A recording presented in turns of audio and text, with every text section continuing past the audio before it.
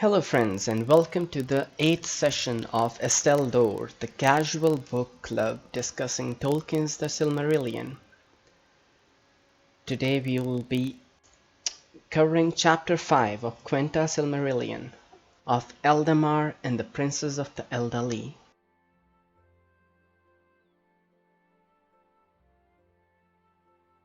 So without further ado, here we go. In time, the hosts of the Valinor and the Noldor came to the last western shores of the Hitherlands. In the north, these shores, in the ancient days after the Battle of the Powers, bent ever westward, until in the northmost parts of Arda only a narrow sea divided Aman, upon which Valinor was built, from the Hitherlands. But this narrow sea was filled with grinding ice because of the violence of the frosts of Melkor. Therefore Orome did not lead the host of the Eldalie into the far north, but brought them to the fair lands about the river Sirion, that afterwards were named Beleriand. And from those shores, whence first the Eldar looked in fear and wonder on the sea, there stretched an ocean, wide and dark and deep, between them and the mountains of Aman.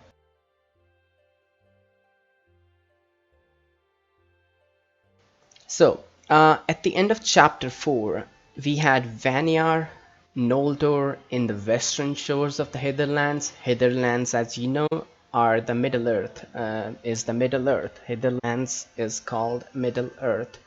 And the Teleri who were with Olwe were at the eastern side near Eridluin. The elves, seeing this vast ocean, got really afraid of it, and Orome had left them to go to Valinor to seek Manwë's counsel as to how to bring the elves over to Valinor. Beleriand is all that part of Middle-earth west of Eridluin. In the future session, we will go into detail about the maps and geography and locations. So you'll see where everything is. But it's all that area which was on the west side of Eridluin, which is not visible in the map of Middle-earth that you see in the Lord of the Rings or in Lotro.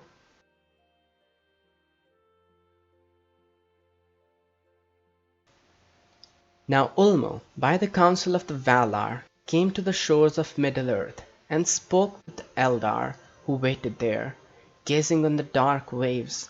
And because of his words and the music which he made for them on his horns of shell, their fear of the sea was turned rather to desire. Therefore Ulmo uprooted an island, which long had stood alone amid the sea, far from either shore, since the tumults of the fall of Iluin, and with the aid of his servants he moved it, as it were a mighty ship, and anchored it in the bay of Valar, into which Sirion poured its water. Then the Valinor and the Noldor embarked upon the isle, and were drawn over the sea, and came at last to the long shores beneath the mountains of Aman, and they entered Valinor, and were welcomed to its bliss. But the eastern horn of the island, which was deep grounded in the shoals of the mouths of Sirion, was broken asunder and remained behind, and that, it is said, was the Isle of Valar, to which afterwards Ose often came.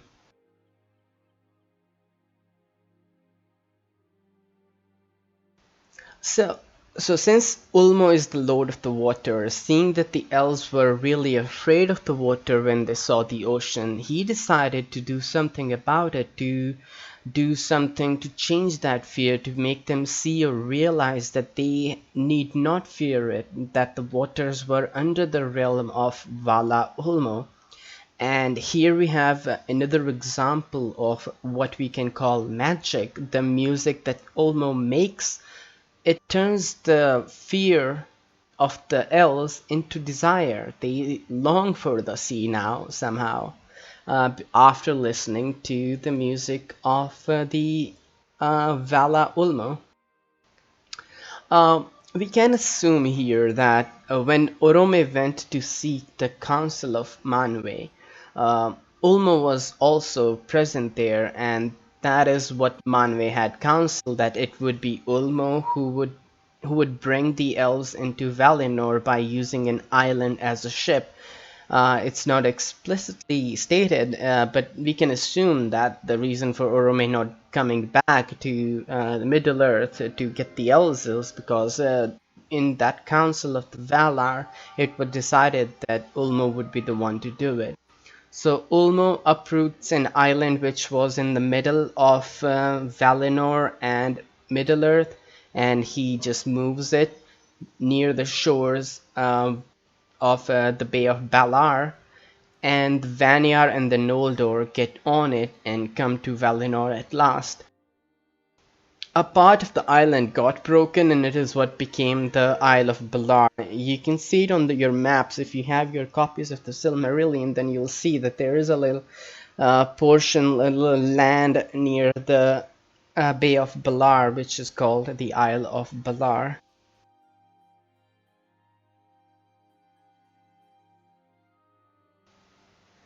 But the Teleri remained still in Middle-earth, for they dwelt in East Beleriand, far from sea. And they heard not the summons of Ulmo, until too late, and many searched still for Elve their lord, and without him they were unwilling to depart. But when they learned that Ingve and Finve and their peoples were gone, then many of the Teleri pressed on to the shores of Beleriand, and dwelt thereafter near the mouths of Sirion, in longing for their friends that had departed, and they took Olwe, Elve's brother, to be their king. Long they remained by the coasts of the western sea, and Ose and Uinen came to them and befriended them, and Ose instructed them, sitting upon a rock near the margin of the land, and of him they learned all manner of the sea lore and sea music. Thus it came to be that the Teleri, who were from the beginning lovers of water, and the fairest singers of the elves, were after enamored of the sea, and their songs were filled with the sound of waves upon the shore.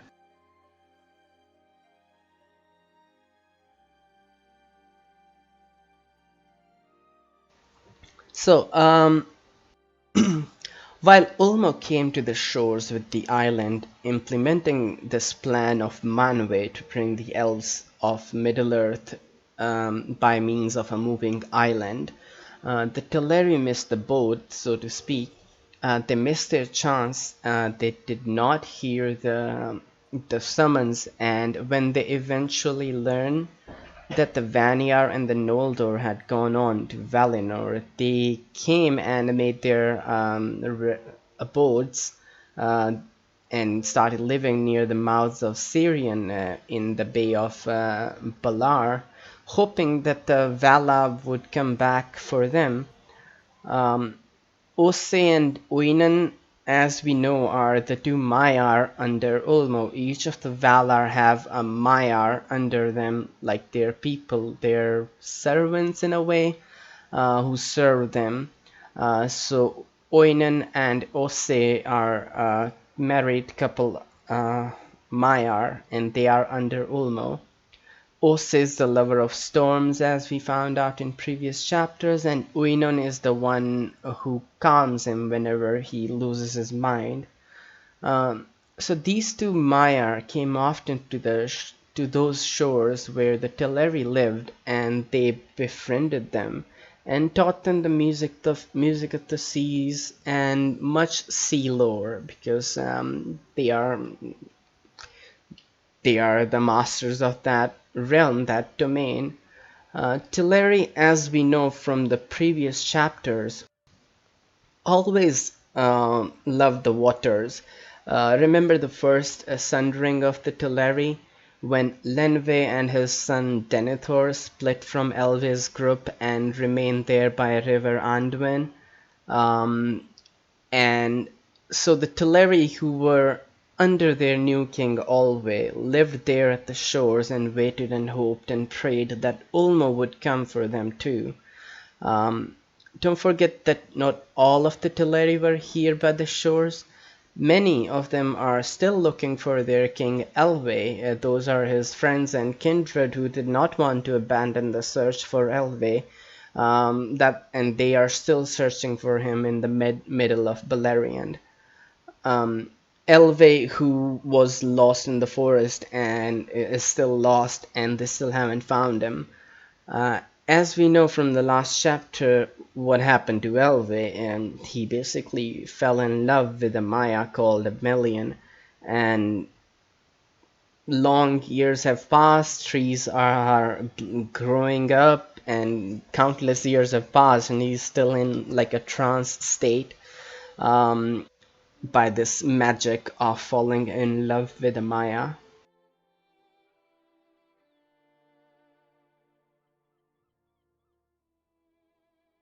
When many years had passed, Ulmo hearkened to the prayers of the Noldor and of Finwë their king, who grieved at their long sundering from the Teleri, and besought him to bring them to Aman if they would come. And most of them proved now willing indeed, but great was the grief of Osse when Ulmo returned to the coast of Beleriand, to bear them away to Valinor, for his care was for the seas of Middle-earth and the shores of the hitherlands, and he was ill pleased that the voices of the Teleri should be heard no more in his domain. Some he persuaded to remain, and those were the Falathrem, the elves of the Falas, who in after days had dwellings at the havens of Brithumbar and Eglarest, the first mariners in Middle-earth, and the first makers of ships. Círdan the shipwright was their lord.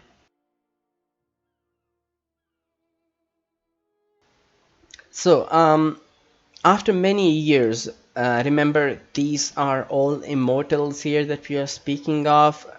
So we don't know how many years is many years. But after many years, Ulmo finally hearkens to the prayers of the Noldor and of Finwë to bring the Teleri to Valinor as well if they would come. Remember that Finwë and Elwë were best friends, and that Finwë still does not know that Elwë is lost in the forest and is lost to his people. So he's hoping to see his friend again. Finally, it is time for the Teleri to go and join the other two kindreds in Valinor, but Osse is very sad. He had been teaching them songs of the seas, and the shores were always filled by their voices, and now Ulmo has come to take them away. But he's able to convince some of them to remain behind, so here we have another sundering of the Teleri. Those that remain behind to live on the shores are called Falathrem. These are the elves of the Falas and were the first ones to make ships. Their leader, their lord, was an elf called Nove, who we know as Círdan the shipwright. We know from the Lord of the Rings that he remains on the shores of Middle-earth throughout the history of Arda, and those elves who have to go back to Valinor or who want to go back to Valinor would always take the ship of Círdan. We can even say later at the end of the Lord of the Rings, Galadriel, Elrond, and Frodo and Bilbo, they also take the ship, and Círdan is the shipwright who gives them the ship to go to Valinor. But that comes later. For now, Teleri, under the kingship of Olwe, are on their way to Valinor, and some remain behind to stay on the shores and become elves of the Falas, the coast elves, the Falathrem, under the lordship of Círdan. The kinsfolk and friends of Elve Singolo also remained in the hitherlands, seeking him yet, though they would fain have departed to Valinor in the light of the trees, if Ulmo and Olwe had been willing to tarry longer. But Olwe would be gone, and at last the main host of the Teleri embarked upon the isle, and Ulmo drew them away. Then the friends of Elwë were left behind, and they called themselves Eglath, the forsaken people. They dwelt in the woods and hills of Beleriand. rather than by the sea, which filled them with sorrow. But the desire of a man was ever in their hearts. But when Elwë awoke from his long trance, he came forth from Nan Elmoth with Melian, and they dwelt thereafter in the woods in the midst of the land. Greatly though he had desired to see again the light of the trees, in the face of Melian he beheld the light of a man, as in an unclouded mirror, and in that light he was content. His people gathered about him in joy, and they were amazed, for fair and noble as he had been, now he appeared as it were a lord of a Maiar, his hair as grey silver, tallest of all the children of Ilúvatar, and a high doom was before him.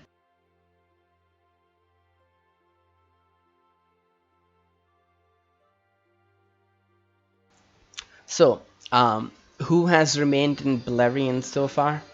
We know that Vanyar and Noldor are in Valinor now. The Teleri under Olwe are on their way to Valinor.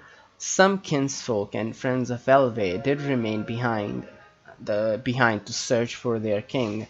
And also, Círdan and his people also stayed behind to live on the coasts and there build ships and sing songs of the sea. So, friends of Elwë are they have almost given up hope now, and they think of themselves as forsaken people, and they would have gone with Ulmo and Olwe if they had waited a little longer, or if they were willing to wait a little longer. But now they cannot find their king, nor can they go to Valinor because Ulmo is already gone with the island. But instead of going to live by the sea, these elves live in the woods and hills of Beleriand, in the middle of Beleriand. So remember when Elwë saw Melian for the first time and just went into a dreamlike state in a trance, and trees grew up and many years passed while he stood there watching her and looking her in the eyes. Well, now he has finally woken up, and he makes a home there in the wood in the middle of Beleriand with Melian. He still yearned to see the light of the two trees of Valinor, but he's happy with what he sees in Melian, the Maya, because in her face he can see the light of a man in its purest form. He was pretty much happy with it. Valinor can wait for now.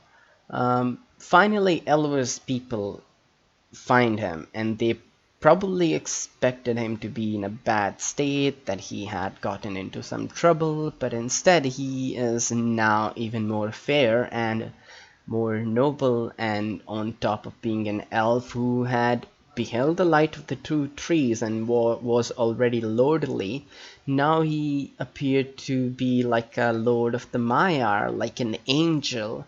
Remember from the early sessions we talked about how bad and evil, wherever it exists, wherever it lives, it creates bad and evil around it. The lands become rotten, fumes all around, poisonous waters, snakes, spiders. In the similar way, we did discuss then as well how good changes the area around it as well. Valinor is Valinor because of the Valar who live there. In a similar way, Melian living in Beleriand has not only changed the land around her, but also changed Elwë and made him even more lordly and noble and fair.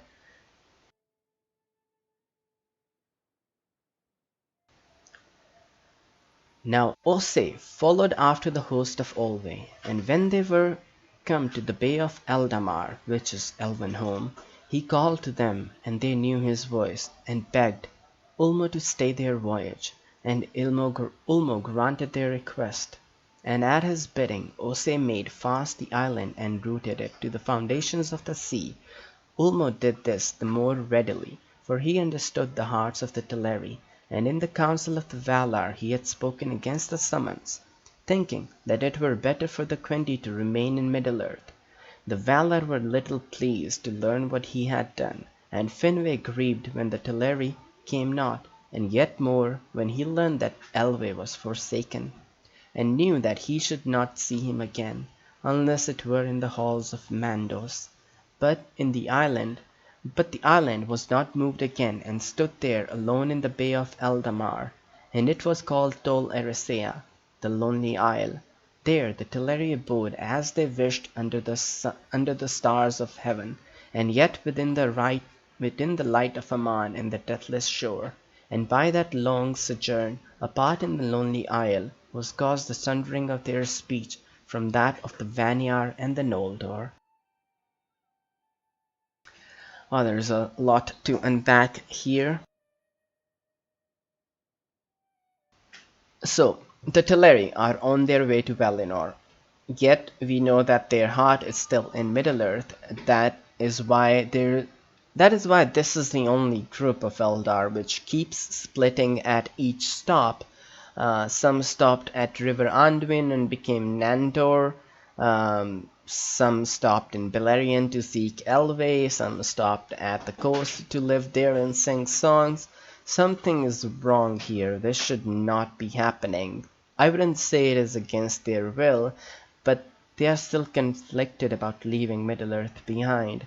So Osse, who got to spend time with the Teleri, followed them, and he knew what was in their hearts. So he caught up to Ulmo, and the Teleri heard Osse's voice, and they begged Ulmo to just stop, not go on, and not just that,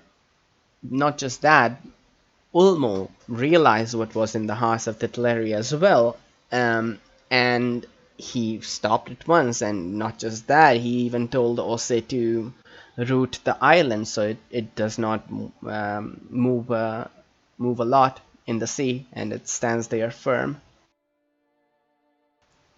So let's talk.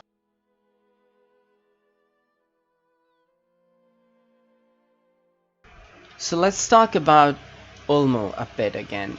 Remember from the first part of the book, nonetheless Ulmo loves both elves and men and never abandoned them, not even when they lay under the wrath of the Valar.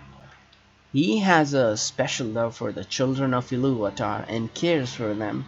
So when first the Valar held a council and decided to bring the firstborn to Valinor, Ulmo was against the idea, and rightly so.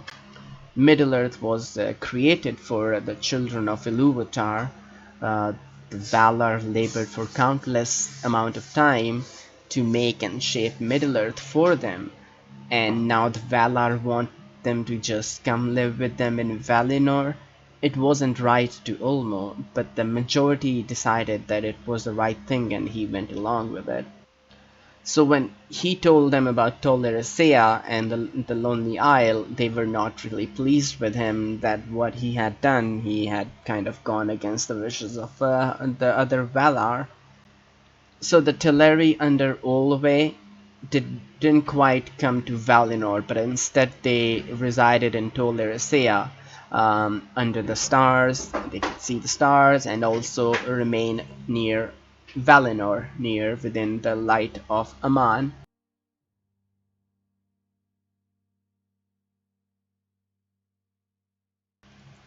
To these the Valar had given a land and a dwelling place.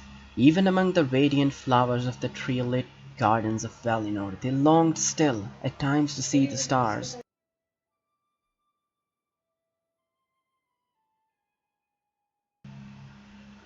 And therefore a gap was made in the great walls of the Pelori, and there in a deep valley that ran down to the sea of the Eldar, raised down to the sea, the Eldar raised a high green hill. Tuna it was called. From the west the light of the trees fell upon it, and its shadow lay ever eastward, and to the east it looked towards the Bay of Elvenhome, and the Lonely Isle, and the shadowy sea. Then, through Kalakiria, the pass of the light, the radiance of the blessed realm streamed forth, kindling the dark waves to silver and gold, and it touched the Lonely Isle, and its western shore grew green and fair. There bloomed the first flowers that ever were east of the mountains of Aman.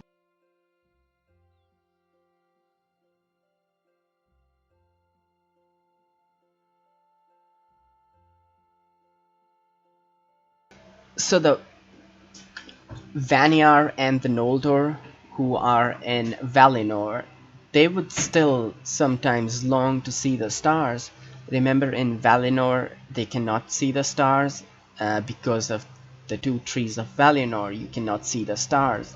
And remember, the stars were the first things that the elves saw when they awoke in Quavianen. So the Valar, being ever so kind, um, did open up a pass of the Pelori so that they're able to see the stars, and the Eldar um, raised up a giant big hill called Tuna, and on top of it, um, from top of it, they were able to see the light of the stars. They were able to see the stars, and the gap that the pillory made, the light of the two trees would fall on the hill and also go beyond the hill, reaching even Tol Eressëa. Hence, even the Teleri beheld the light of the two trees of Valinor, and Tol Eressëa's western shore became green and fair. So here both the Vanyar and the Noldor lived on Tuna. Tuna is a giant hill that they created, and the Valar made a gap in the Pelori, the mountains hiding Valinor, so that they're able to see the stars of Middle-earth. But when they opened the Pelori, the light from the two trees was also able to escape and fall on the shores of Tol Eressëa, the lonely isle where the Teleri lived.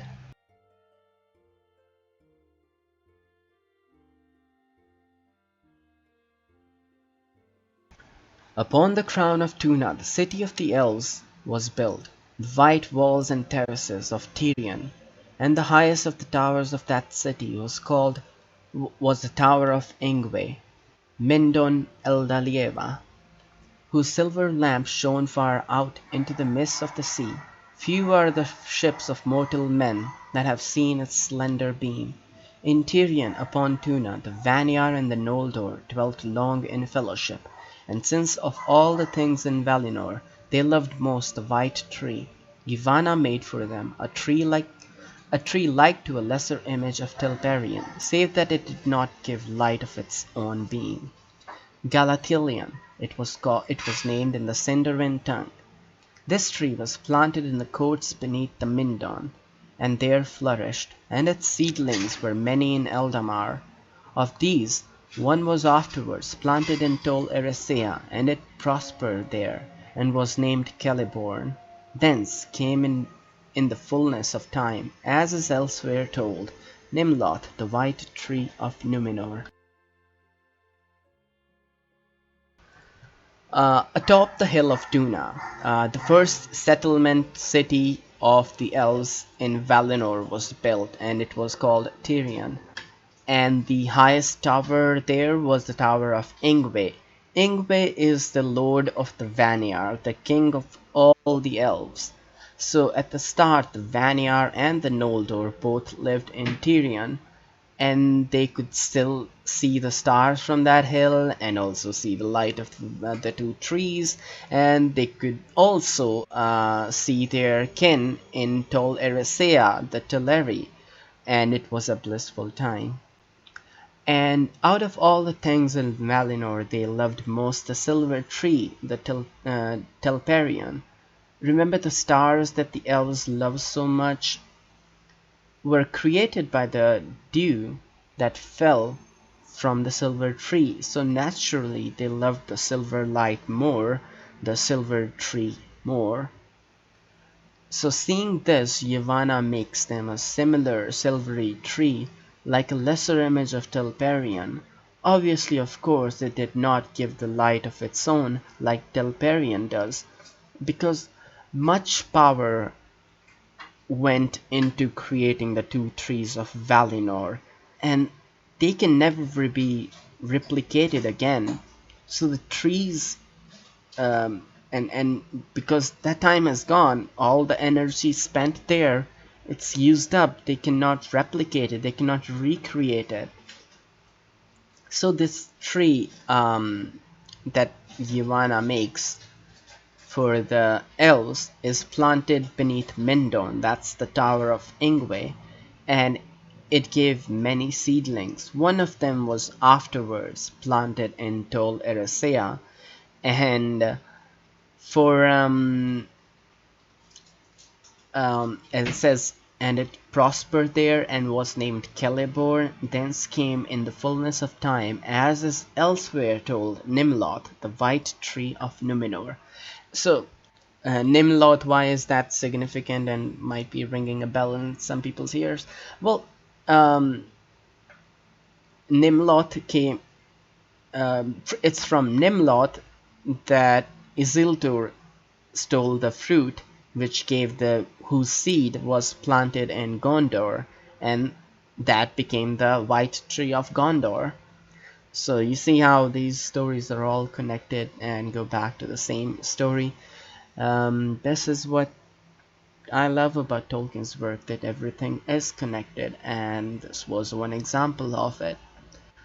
And from this tree, so the white tree of Gondor came a liking from a liking of Telperion, from a lesser image of Telperion. That is pretty cool. And at this point, I would end today's session. I know it was a shorter session, but there was much to discuss here. So I thought, let's not overburden ourselves, and we'll pick the story up the next time, next Saturday, and finish this chapter and see if we can do some parts of the next chapter as well. But till then, take care, have fun. Also next week, well, next week we might be able to reach the next chapter, but if not, we'll try to finish this up and we'll go from there. You can catch all these sessions on YouTube by just going to the link in the description, or just searching for my channel, DGenXLE, and you will find all you need and much more. You can also catch it live at Twitch by going to twitch.tv /EstelAlie. You can follow me on Twitter if you want, and if you want to listen to this in a podcast application, in a podcast audio form, it will be available in on all iTunes and Android and Google podcast applications by just searching EstelPod, and you will find it. So do find it. And as always, for any feedback, or if you want to just chat or give some point that you want to make, or want disagree with or agree with, feel free to write to me in an email. But for now, I must say goodbye. I'll catch you guys next week. Goodbye.